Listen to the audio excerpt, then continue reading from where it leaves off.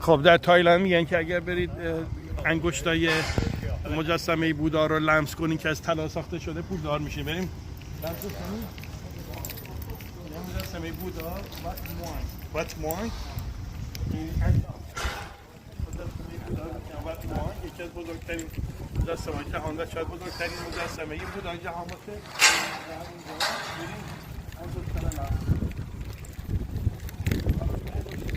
$10 گیرم بیاد بریم هوایی و توی جزایر کوه ساموئی